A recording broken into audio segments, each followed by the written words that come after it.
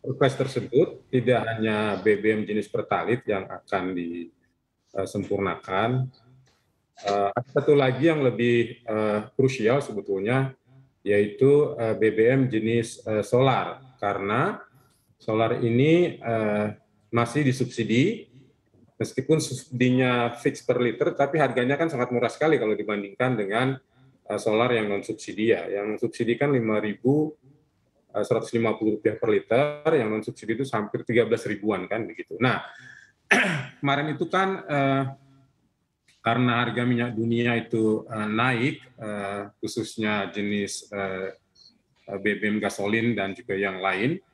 Nah, akibat perang Ukraina-Rusia itu kan, nah sehingga beberapa waktu yang lalu harga Pertamax juga naik sampai 12.000 lebih.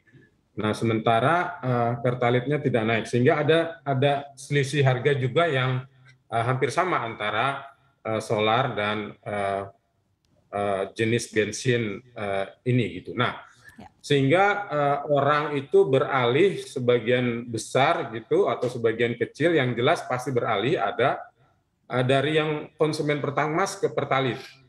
Nah, ini yang membuat Pertamina saya kira itu keberatan ya, karena harus mengimpor sekitar 50% untuk bensin begitu dengan harga yang tinggi, sementara harga Pertalite-nya masih tidak naik begitu. Nah, dua ini yang akan diatur lebih lanjut oleh Perpres yang baru. Tetapi menurut saya khusus yang Pertalite ini mungkin bisa prioritas nomor 2. Karena apa? Karena solar adalah jenis BBM yang harganya sangat murah, banyak disalahgunakan ya, karena yang menggunakan solar itu adalah tidak hanya kendaraan, tetapi adalah industri, di pertambangan juga, di pertanian, kapal-kapal besar, sementara yang disubsidi itu harusnya kan orang yang berhak. Nah, ini karena harganya murah bisa beralih begitu. Nah, sedangkan kalau Pertalite itu tidak disalahgunakan ya, konsumennya ya itu juga begitu. Cuman volumenya yang mungkin akan bertambah karena yang Pertamaxnya berkurang begitu. Jadi menurut saya yang krusial adalah justru yang jenis solar subsidi.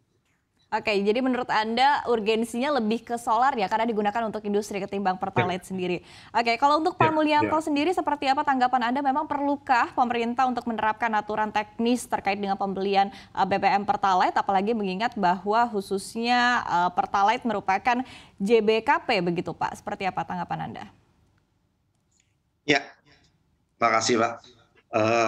Kebetulan dari awal ketika kita bertemu dengan Pertamina ya, dan termasuk BPH Migas, kita mendiskusikan yang pertama sih request ya, harapan Pertamina ya, agar bisa ditata persoalan ini, agar betul-betul BBM subsidi dan penugasan ini bisa lebih tepat sasaran. Awalnya kan kita lihat truk-truk pertambangan dan truk-truk perkebunan ngantri panjang solar itu, ya kan?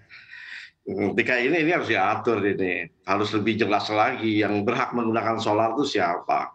Apatah lagi ketika harga solar ya yang tidak disubsidi sekarang semakin meningkat ya. Artinya disparitasnya semakin tinggi, driven forces semakin tinggi, ini semakin rawan, semakin rawan. Artinya solar harus diatur. Kemudian ketika menyusul Pertamax ikut naik kan, terjadi hal yang serupa, terjadi gap yang tinggi ya, relatively antara Pertalite dengan Pertamax. Sementara masyarakat dengan pertumbuhan industri pertumbuhan yang sudah meningkat, baik industri maupun secara umum, orang berkendara kan makin banyak ya. Apalagi kemarin kita lihat ya waktu saat pulang kampung ya, kendaraan makin banyak. Akibatnya kebutuhan meningkat, yang terjadi migrasinya makin tinggi dari Pertamax ke Pertalite.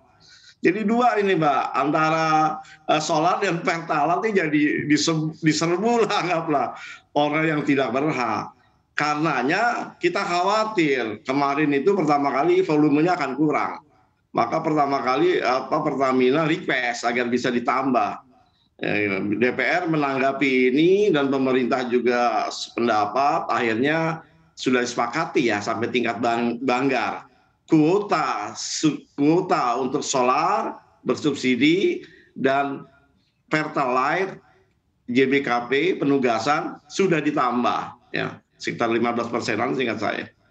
Nah, persoalannya ini kan juga harus kita jaga, jangan sampai pengguna yang tidak berhak ya ikut menggunakan solar maupun Pertalite.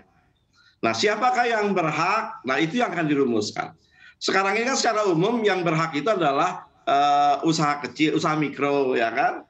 Petani kecil, lahannya di bawah 2 hektar, kan gitu. Kendaraan umum, ya. Kalau solar kan nggak boleh kendaraan pertambangan dan perkebunan dengan roda di atas 6 roda kan nggak boleh. Nah ini apakah udah tepat atau kita memperketat? Saya cenderung mengusulkan di berbagai forum kita perketat khusus Pertalite.